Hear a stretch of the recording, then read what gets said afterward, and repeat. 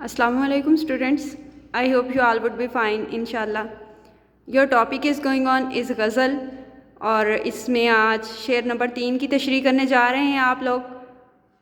شعر ہے: چشم دل کھول اس بھی عالم پر، یہاں کی اوقات خواب کی سی ہے. اس کے شاعر ہیں میر تقی میر، اور شاعر کا تعارف جیسا کہ آپ پہلے جانتے ہیں تو وہ آپ تشریح میں پہلے 2 سے 3 لائنیں شاعر کے تعارف پر مبنی لکھیں گے. اور اس شعر کے مفہوم کی طرف آتے ہیں: اپنے دل کی آنکھ سے دوسری دنیا کو دیکھو، کیونکہ اس دنیا کی حقیقت خواب و خیال کے سوا کچھ نہیں. تشریح کا آغاز کریں گے. زیر تشریح شعر میں شاعر بیان کر رہے ہیں کہ کسی بھی چیز کی حقیقت کو سمجھنے کے لیے بصیرت کی ضرورت ہوتی ہے. یعنی ظاہری طور پہ صرف اس چیز کو نہیں دیکھنا بلکہ دل کی آنکھ سے دیکھنا ہے. انسان اپنی بصارت سے چیزوں کو تو دیکھ سکتا ہے، لیکن اس چیز کو سمجھنے کے لیے بصیرت کی ضرورت ہوتی ہے. اور میر تقی میر اسی بصیرت کی ضرورت اور اہمیت واضح کر رہے ہیں. یہاں پہ آپ حوالہ جاتی شعر ایڈ کر سکتے ہیں: چشم بینا بھی کر خدا سے طلب، آنکھ کا نور دل کا نور نہیں.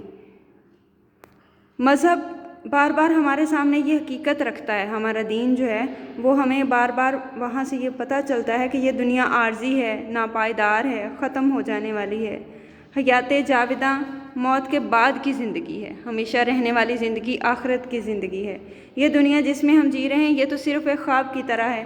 قرآن مجید اسے کھیل تماشا قرار دیتا ہے. ارشاد خداوندی ہے: اس دنیا کی مثال کھیل تماشے کی مانند ہے. انسان کے لیے لازم ہے کہ وہ غور کرے جس مقام پر وہ موجود ہے اس کی کیا حقیقت ہے. یہ نہ ہو کہ وقت ہاتھ سے نکل جائے اور بعد میں پچھتانا پڑے. یہاں پہ پھر آپ ایک اس شعر کا مماثل شعر جو ہے وہ ایڈ کر سکتے ہیں: وائے نادانی وقت مرگ یہ ثابت ہوا، خواب تھا جو کچھ کے دیکھا، جو سنا افسانہ تھا. عقل کا تقاضا یہ ہے کہ انسان عارضی اور ناپائیدار چیز پر اس شے کو اہمیت دے جو پائیدار ہو. ٹھیک ہے، تو جس نے ہمیشہ رہنا ہو، جس چیز نے ہمیشہ موجود رہنا ہو. میر تقی میر اس زندگی کی ناپائیداری اور اس کے غیر حقیقی ہونے کا تذکرہ کرتے ہیں، تو وہ ہمیں زندگی کے مقصد کی طرف متوجہ کرتے ہیں کہ سوچو، اس دنیا سے رخصت ہو کر جس دنیا میں تم نے جانا ہے اس کے لیے تیاری کر لی ہے.